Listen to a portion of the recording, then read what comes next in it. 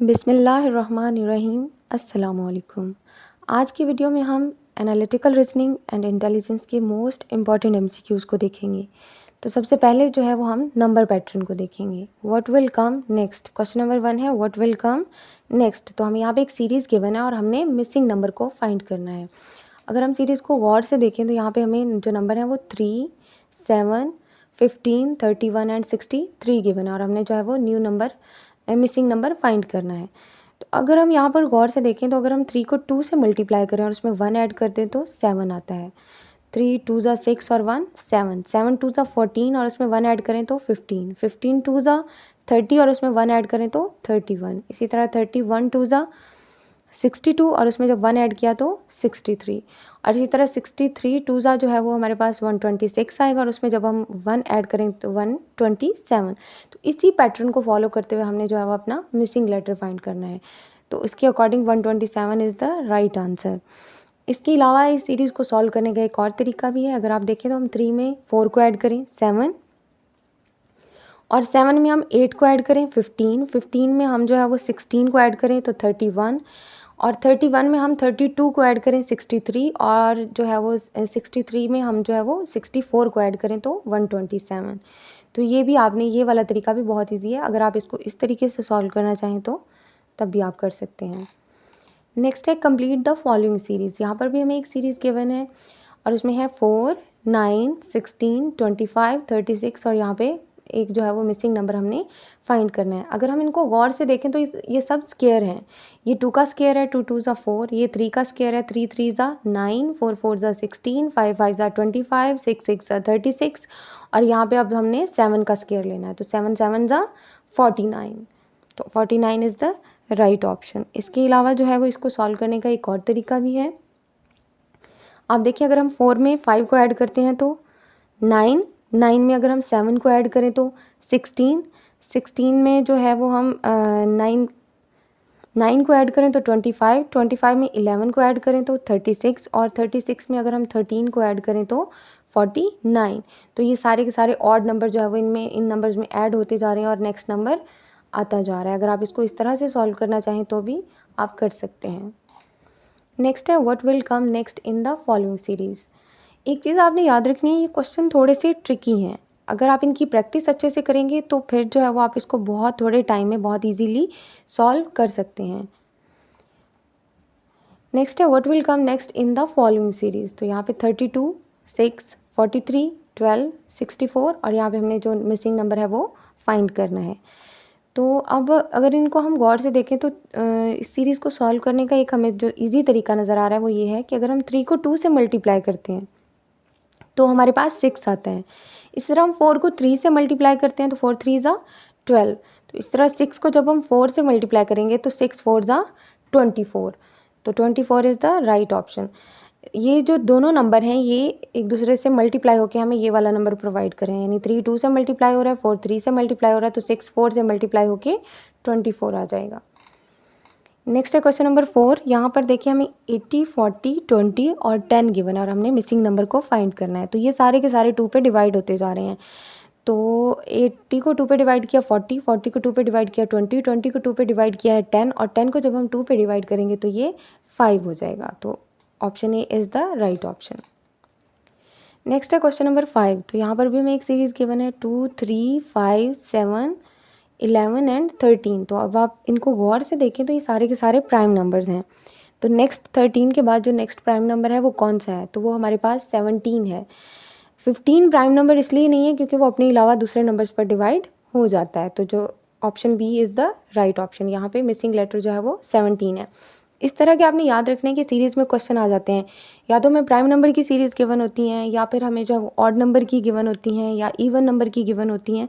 तो जो है वो आपने उसको उसी पैटर्न से सॉल्व करना होता है। नेक्स्ट है नंबर सीरीज़। तो यहाँ पर हमें नंबर सीरीज़ गिवन है, हमने इनको सॉल्व करना है। तो व्हाट विल कम नेक्स्ट।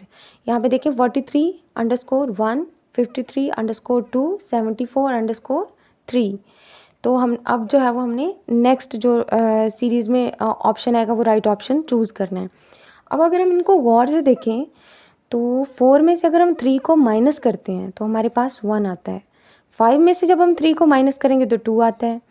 7 में से जब हम 4 को माइनस करेंगे तो 3 आता है। अब हमें ऑप्शंस में से हमने देखना है कि इस पैटर्न को कौन सा ऑप्शन जो है वो बिल्कुल एग्जैक्टली फॉलो कर रहा है।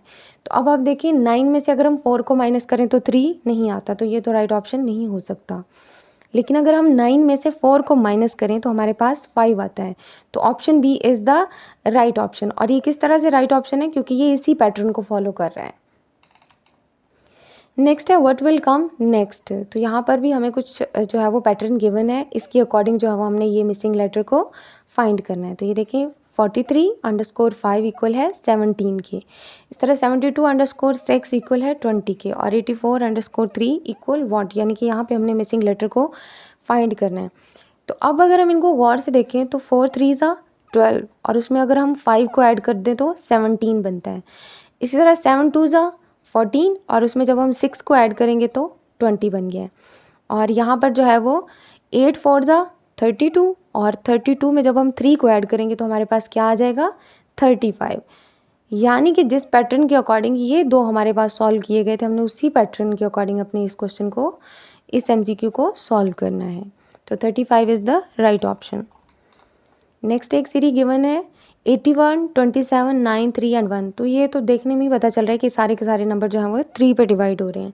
जब हम 81 को 3 पे डिवाइड करेंगे तो 27 आ जाएगा, 27 को 3 पे डिवाइड करेंगे 9, 9 को 3 पे डिवाइड किया 3, और जब हम 1 को 3 पे डिवाइड करेंगे तो 1, तो वो आ जाएगा 1 डिवाइडेड बाय 3, यानी 1/3। तो option B is the right option. Next है 831 इज़ टू 25, यानी जो 831 है वो 25 है, एज 732 इज़ टू वॉट। तो अब हम इसको देख लेते हैं कि ये 25 कैसे है। तो अगर हम 8 को 3 से मल्टीप्लाई करते हैं, 8 3 24, और उसमें हम 1 को ऐड करते हैं तो वो क्या आ जाता है 25 आ जाता है। यानी कि ये पहले दो नंबर आपस में मल्टीप्लाई करने हैं हमने, और ये जो लास्ट नंबर है ये उसमें ऐड कर देना है आंसर में, तो हमारे पास 25 आ गया। तो इसी तरह जो है वो हम इसको सॉल्व कर लेते हैं।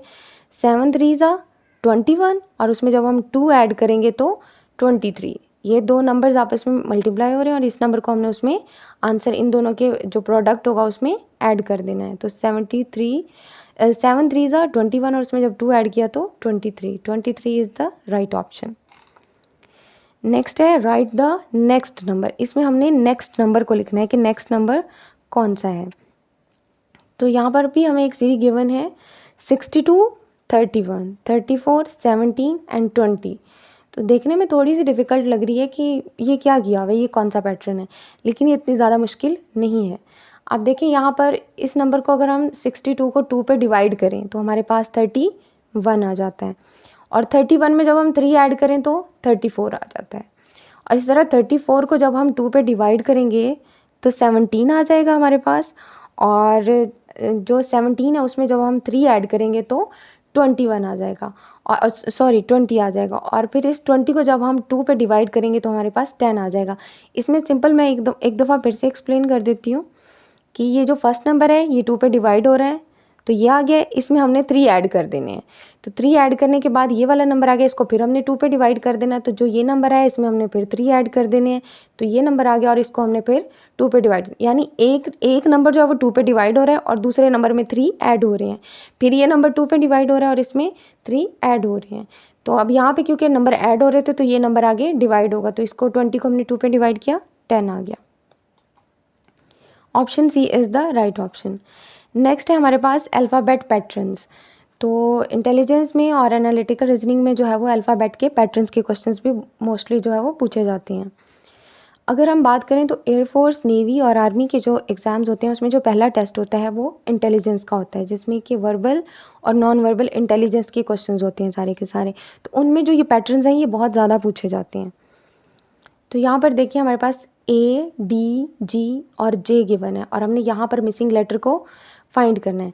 तो अब आप देखें कि यहाँ पर A से D में B और C दो लेटर मिसिंग हैं, जबकि D के बाद E और F मिसिंग है, G आ गया, और G के बाद जो दो लेटर हैं H और I मिसिंग है, J आ गया, और J के बाद हमने जो दो लेटर मिस करके जो है वो नेक्स्ट मिसिंग लेटर फाइंड करना है। तो J के बाद अगर हम दो लेटर्स को स्किप करते हैं K और L को, तो नेक्स्ट लेटर हमारे पास होना चाहिए M। तो M is the right option. Next B जो है वो अल्फ़ाबेटिकल पैटर्न है हमारे पास, तो ये है ZXVTR। तो ये जो है वो रिवर्स ऑर्डर में अल्फ़ाबेट्स लिखे हुए हैं, वन लेटर स्किप करके। तो Z के बाद जो है वो Y को स्किप किया हुआ है X, और X के बाद जो है वो W को स्किप किया है V के बाद जो है वो U को स्किप किया है T के बाद S को स्किप किया है R, और R के बाद हम Q को स्किप करेंगे P। तो P is the right option, यानी यहाँ पे हमने अल्फ़ाबेटिकल ऑर्डर को रिवर्स में देखा है और एक एक लेटर स्किप किया है। नेक्स्ट भी एक अल्फ़ाबेटिकल पैटर्न है, तो ये है AZBYCXDW। तो ये देखें कि ये जो है वो अल्फ़ाबेट्स जो हैं वो स्टार्ट से दिए हुए ABC और D। तो नेक्स्ट हमारे पास क्या आएगा E, और यहाँ पे जो है वो अल्फ़ाबेट्स जो हैं वो रिवर्स ऑर्डर में हमें दिए गए हैं। तो ये है ZYX और W। तो W से पीछे क्या आता है हमारे पास V, तो D के बाद E आना है और W के बाद यहाँ पे V आना है। तो EV यानी option A is the right option. Next है क्वेश्चन नंबर 14, ACFJO। तो यहाँ पर भी हमने देखना है कि नेक्स्ट जो है वो क्या आता है। तो A के बाद B, एक लेटर स्किप है C, फिर C के बाद DE, दो लेटर स्किप हैं F, और F के बाद GHI, तीन लेटर स्किप हैं, और फिर J, और J के बाद हमने जो है वो KLMN, चार लेटर स्किप हैं, और O के बाद हमने 5 लेटर स्किप करने हैं, क्योंकि यहाँ पर जो है वो एक एक नंबर बढ़ता जा रहा है। O के बाद हम 5 लेटर्स को स्किप करेंगे तो हमारे पास जो है वो राइट ऑप्शन आ जाएगा। तो O के बाद PQRST, तो जो राइट ऑप्शन आएगा वो जो राइट लेटर होगा वो होगा ऑप्शन C, यानी कि U। तो यहाँ पे O के बाद हमने 5 अल्फ़ाबेट्स को स्किप किया है, तो हमारे पास जो है वो राइट ऑप्शन U आ गया है। नेक्स्ट है अल्फ़ा न्यूमेरिक सीरीज़ के MCQs।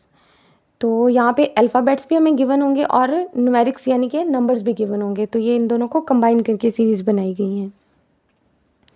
तो यहाँ पे आप देखें DFHJ और 4, 6, 8 एंड 10। तो यहाँ पर आप देखें कि D जो है वो नंबर 4 पे है, F जो होता है अल्फ़ाबेटिकल ऑर्डर्स में नंबर 6 पे होता है, H 8 पे होता है, और J जो है वो 10 पे होता है। तो यानी कि यहाँ पे नंबर्स में 2 का गैप है, यानी 4 के बाद 6, 6 के बाद 8, 8 के बाद 10, और 10 के बाद जो है वो हमने नंबर 12 वाले लेटर को फाइंड करना है। तो जो लेटर L होता है ये अल्फ़ाबेट्स में नंबर 12 पे होता है, इसका जो ऑर्डर नंबर है वो 12 है। तो ये आपने इसको इस तरह से सॉल्व करना है, जहाँ पे भी आपको अल्फ़ा और न्यूमेरिक सीरीज़ गिवन होंगी वहाँ पर आपको अल्फ़ाबेट्स और नंबर्स दोनों गिवन होंगे, और आपने उन दोनों को जो है वो एग्जैक्टली सॉल्व करना है।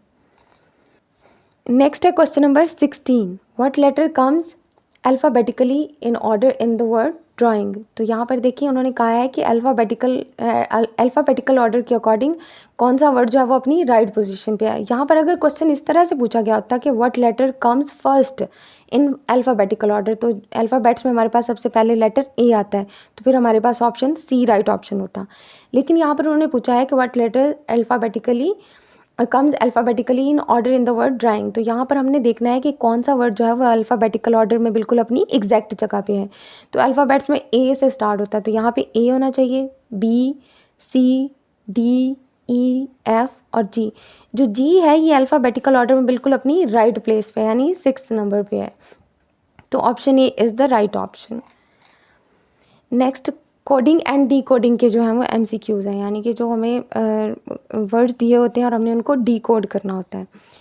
तो ये है, if cat is coded as DBU then dog will be coded as what.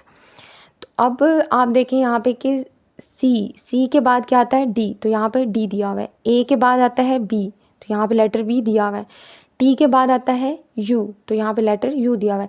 यानी कि जो ये लेटर्स हैं इनका जो नेक्स्ट लेटर है वो यहाँ पे हर एक का नेक्स्ट लेटर यहाँ पे लिखा गया है।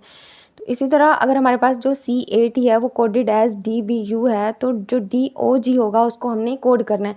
तो जो D का नेक्स्ट वर्ड होगा वो होगा E, O का नेक्स्ट वर्ड जो होगा वो P, और G का जो नेक्स्ट लेटर होता है वो होता है H, G के बाद H आता है। तो ये EPH यानी कि option A is the right option. तो इसको इस तरह से डिकोड किया जाता है। हमने बस एक दफ़ा सीरीज़ को गौर से देखना होता है और उसके बाद हमने देखना होता है कि इसके अंदर कौन सा ऑर्डर जो है वो काम कर रहा है। तो यहाँ पे हमने ये देखा है कि यहाँ पर जो ये वाला पूरा लेटर है, इससे एक एक जो नेक्स्ट लेटर है उससे हमने नेक्स्ट वर्ड बनाया है।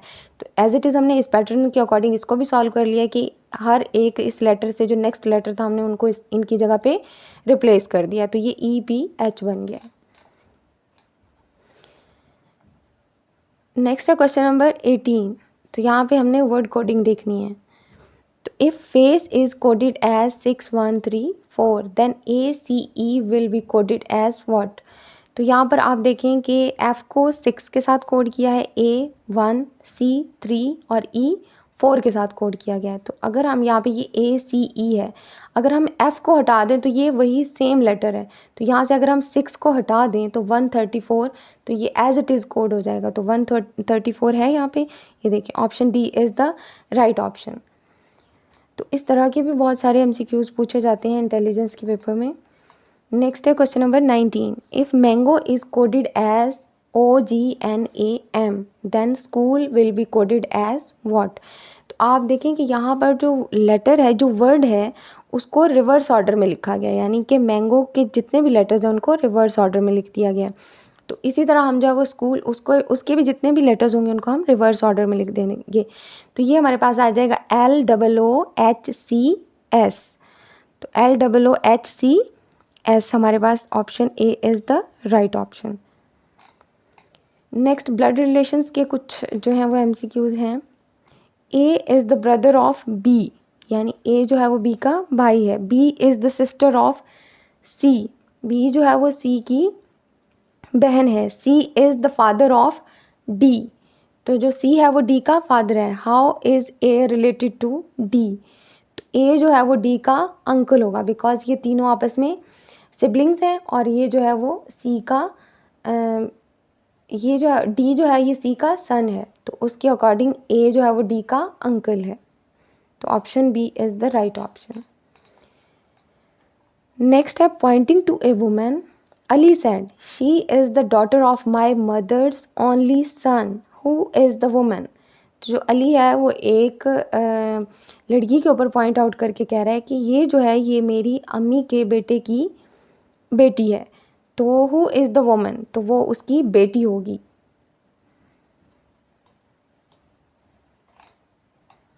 Fatima is the mother of Ahmad, Ahmad is the father of Bilal. Fatima जो है वो अहमद की मदर हैं और अहमद जो है वो बिलाल के फादर हैं। How is Fatima related to Bilal, तो वो उसकी ग्रैंड मदर होंगी, यानी कि उसकी बिलाल की दादो होंगी। Looking on a portrait a man said that father is my father's son, I have no brother and sister, what he is to me. तो यहाँ पे देखें सबसे पहले वो कह रहे हैं कि मेरा कोई बहन भाई नहीं है, यानी he is the only son of his father. और यहाँ पर वो कह रहा है कि a man said that's father is my father's son, कि यानी कि ये जो फादर है ये मेरे फादर का बेटा है। तो वो यानी कि अपने आप को पॉइंट आउट कर रहा है, यानी कि वो अपने बारे में बात कर रहा है, वो खुद है ये पोर्ट्रेट वाला पर्सन। तो ये जो है वो अपने फादर का सन है, यानी कि option D is the right option.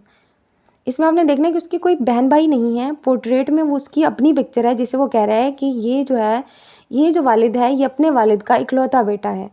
तो वो खुद को पॉइंट आउट कर रहा है इसमें। नेक्स्ट है question number 5। If x is the brother of y, यानी जो x है वो y का भाई है। y is the mother of z, y जो है वो z की मदर है। And z is the sister of w, then how is x related to w। तो जो w होगा, जो x होगा वो w का अंकल होगा, बिकॉज वो y का भाई है।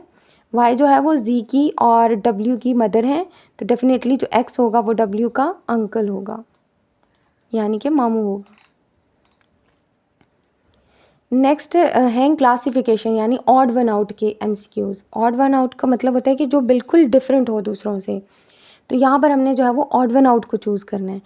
तो यहाँ पर देखें ये Apple, mango, banana and potato, तो ये तीनों जो हैं ये फ्रूट्स हैं, जबकि ये एक वेजी है। तो डेफिनेटली ये इन तीनों से डिफरेंट है। तो option D is the right option. Intelligence के पेपर में स्पेशली जो फोर्सेस के पेपर होते हैं उनमें इस टाइप के MCQs काफ़ी ज़्यादा होते हैं।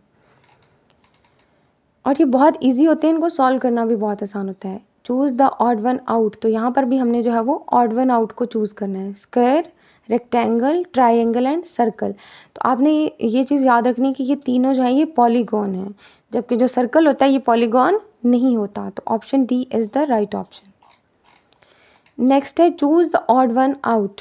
तो यहाँ पे देखिए पाकिस्तान, चाइना एंड नेपाल, तो ये जो तीनों हैं ये कंट्रीज़ हैं, जबकि कराची एक सिटी है। तो ये इनमें से डिफरेंट है, तो option D is the right option.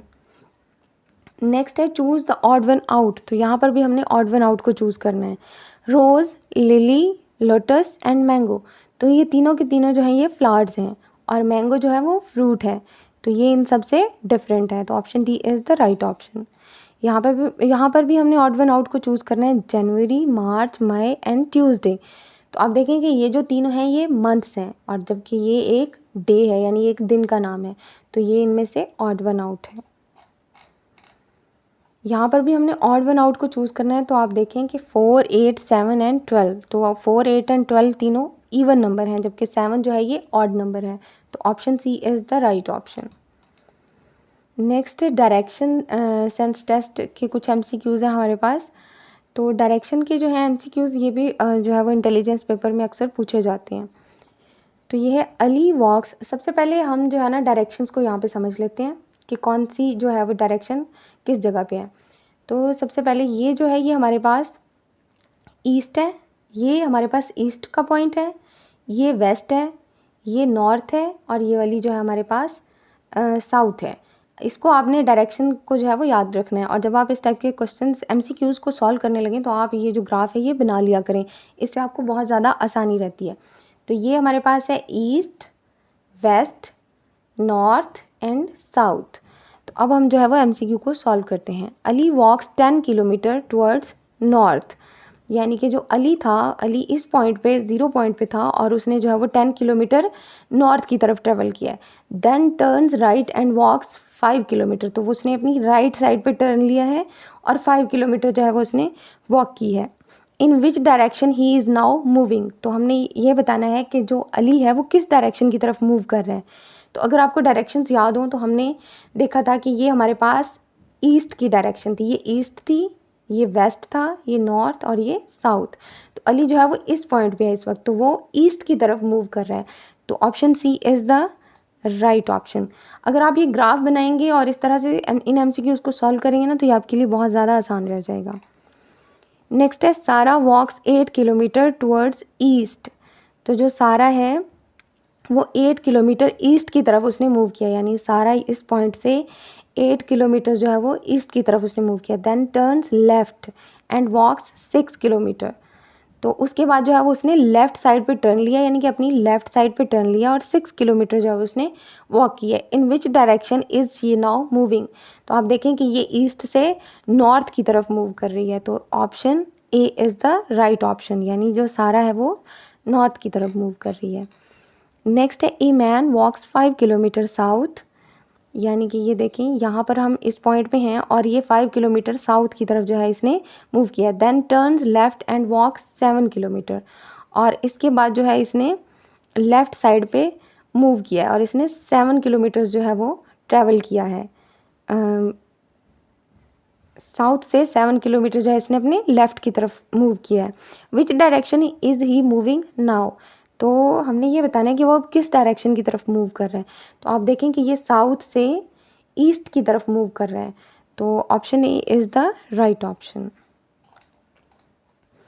Next है a person is facing north, यानी कि जो एक पर्सन है वो नॉर्थ पे है, बिल्कुल नॉर्थ के पॉइंट पे है। ही टर्न्स 90 डिग्री क्लॉकवाइज। तो क्लॉकवाइज आपको पता है कि इस डायरेक्शन में जो मूव होता है वो क्लॉकवाइज होता है। तो उसने 90 डिग्री जो है वो क्लॉकवाइज मूव किया है। And then another 90 degree clockwise, और उसके बाद उसने फिर से 90 डिग्री क्लॉकवाइज मूव किया है।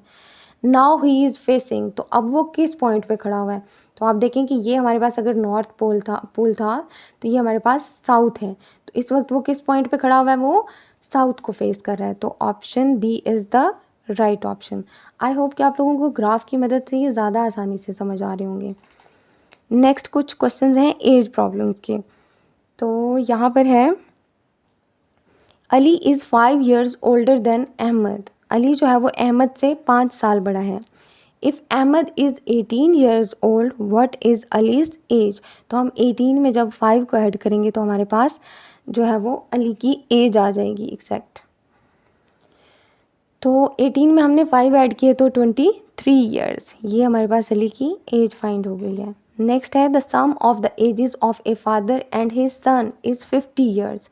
यानी कि जो फादर एंड सन है उन दोनों की एजेस का जो सम है जो उनको ऐड करके हमारे पास 15 years आया है।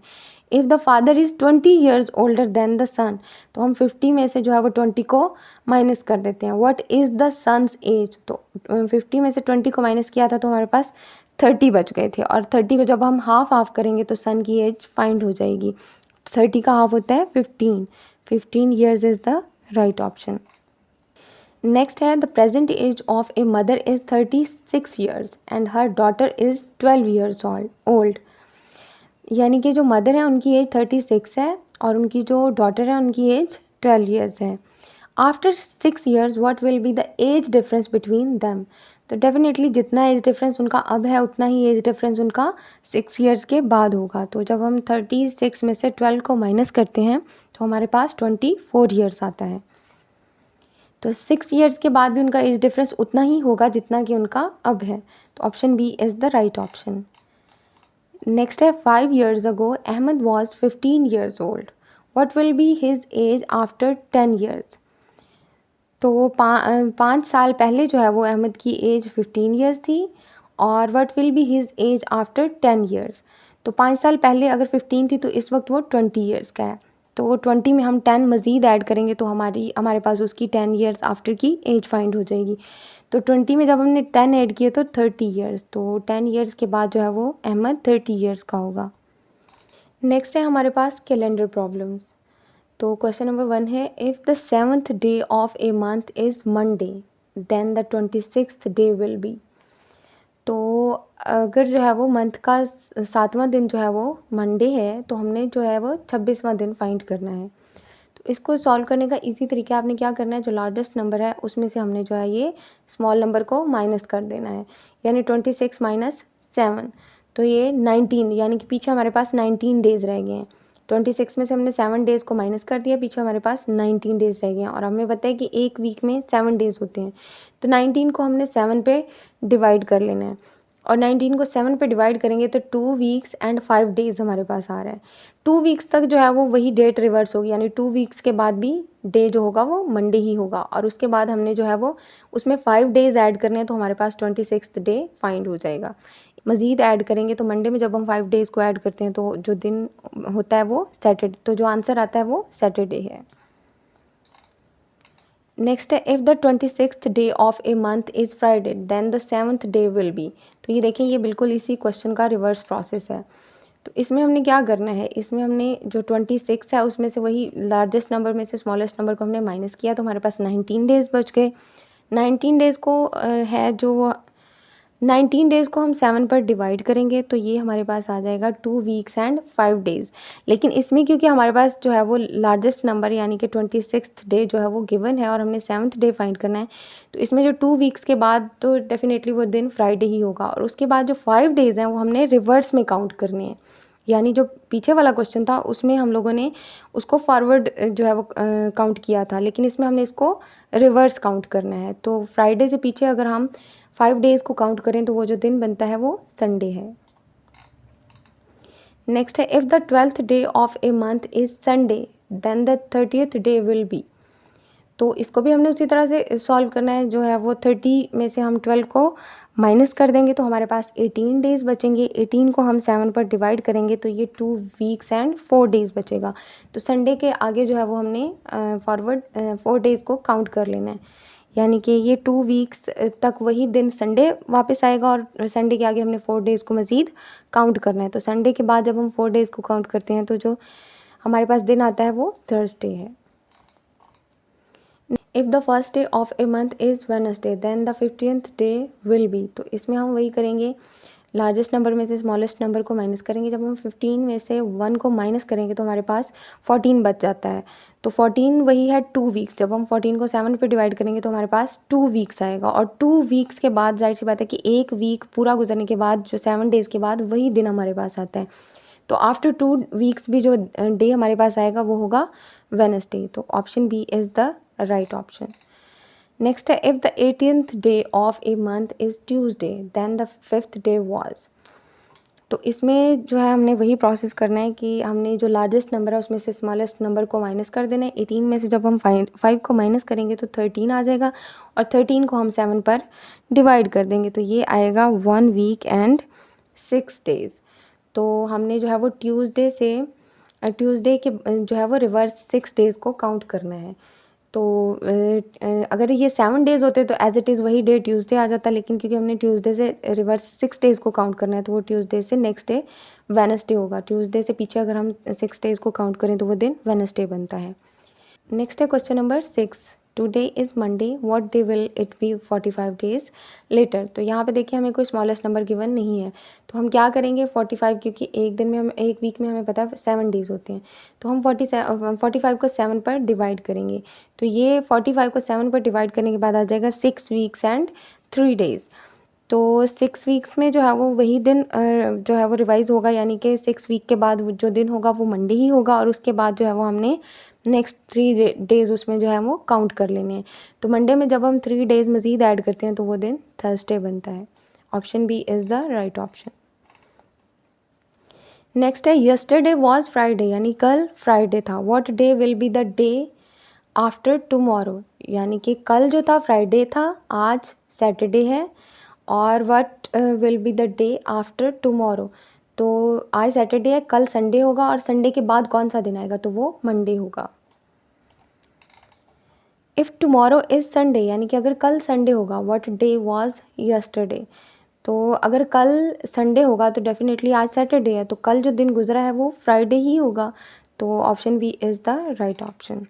नेक्स्ट है एनालॉगी के कुछ क्वेश्चंस। तो एनालॉगी जो है ना वो तशबीही बुनियादों पर ये क्वेश्चन सॉल्व होते हैं, यानी हमने इनके राइट रिलेशन को फाइंड करके इनको सॉल्व करना होता है। तो क्वेश्चन नंबर 1 है, मैन इज़ टू वुमेन, तो बॉय इज़ टू, तो डेफिनेटली अगर मैन इज़ टू वुमेन है तो बॉय इज़ टू गर्ल होगा। तो रिलेशन यही बनता है, अगर मैन का रिलेशन वुमेन से बन रहा है तो बॉय इज़ टू गर्ल ही होगा। Option C is the right option. Saw is to cut, यानी कि अगर आरी जो है वो काटने के काम आती है, एज आयरन इज़ टू, तो जो स्त्री है वो किस काम आएगी, तो डेफिनेटली जो आयरन है वो प्रेसिंग का काम करती है। तो option A is the right option.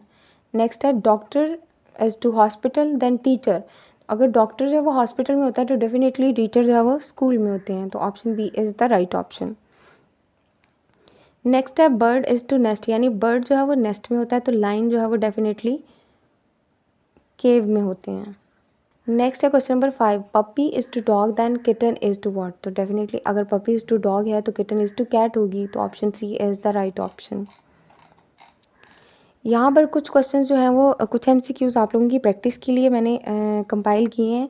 आप स्क्रीन को पॉज करके इन एमसीक्यूज़ को जो है वो प्रैक्टिस कीजिएगा, और इनकी जो आंसर की है वो मैंने वीडियो के एंड पे भी दी हुई है, और उसके अलावा डिस्क्रिप्शन में भी मैं इसकी जो है वो आंसर की ऐड कर दूँगी।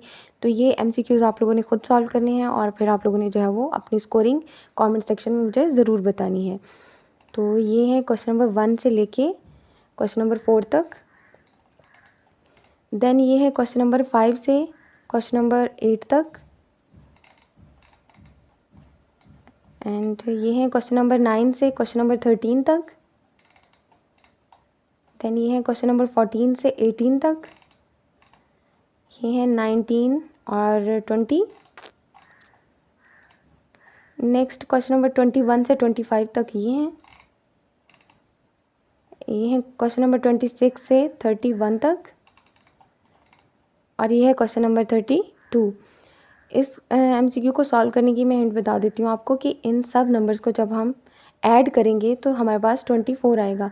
इसी तरह इन सब नंबर्स को जब हम ऐड करेंगे तो 34 आएगा, और जब हम इन सब नंबर्स को ऐड करेंगे तो हमारे पास जो यहाँ पर मिसिंग नंबर होगा वो फाइंड हो जाएगा। और ये है इनकी आंसर की, ये सारे के सारे एमसीक्यूज़ की आंसर की यहाँ पर अवेलेबल है। तो आप लोगों ने इसको ज़रूर प्रैक्टिस करना है और अपना जो है वो स्कोर आपने कमेंट सेक्शन में लाज़मी बताना है। अगर आप लोग फोर्सेस के एग्ज़ाम्स की तैयारी कर रहे हैं और आप लोग चाहते हैं कि मैं इंटेलिजेंस के क्वेश्चंस और इसके verbal and non verbal both sides को कवर करूँ और इस पे जो है वो एक कंप्लीट डिटेल्ड वीडियो बनाऊँ, तो आप लोग कमेंट सेक्शन में ज़रूर बताइएगा। Thanks for watching. अल्लाह हाफ़िज़।